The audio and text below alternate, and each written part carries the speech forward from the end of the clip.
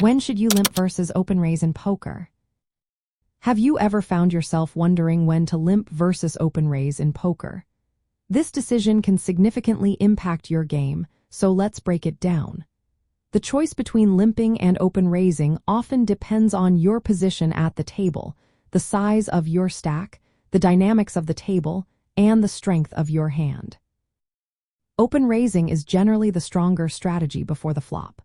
When you raise, you take control of the hand and can build the pot with your strong hands. It allows you to apply pressure on your opponents and narrows the field. This means fewer players will see the flop, which can increase your chances of winning. Additionally, raising gives you the initiative, letting you win pots without needing to see a flop through continuation bets and aggression. On the other hand, limping means just calling the big blind instead of raising. This is often seen as a weaker play because it allows your opponents to see the flop cheaply. Limping can lead to multi-way pots, which often reduces your chances of winning.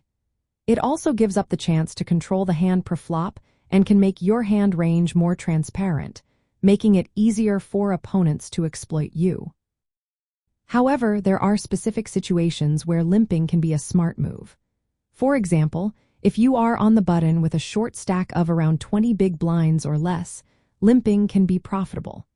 This is especially true if the players in the blinds are aggressive and likely to reshove all in. In this case, you can call with a range of hands that play well post-flop. Another scenario is when you are against aggressive players. Limping with the intention of re-raising can be effective if you believe players to your left will raise often.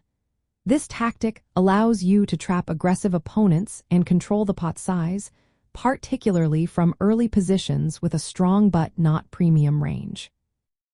In passive games where opponents rarely raise per flop, open limping small pairs or suited connectors can be profitable. This is because you are less likely to face isolation raises, allowing you to see cheap flops and realize your hand equity more easily. Limping can also be used to control the pot size with speculative hands or to disguise the strength of your holdings. However, this requires careful balance and awareness of the table dynamics.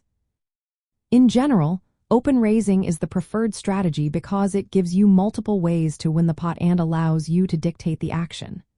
Limping should be reserved for specific contexts, such as short stack tournament play, against aggressive opponents, or in passive games where raising is ineffective.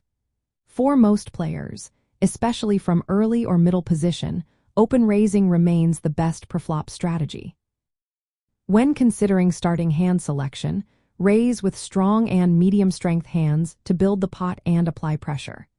Consider limping only when table conditions and player tendencies strongly support it. Avoid limping weak hands from early positions, as this often leads to difficult post-flop decisions and a loss of initiative.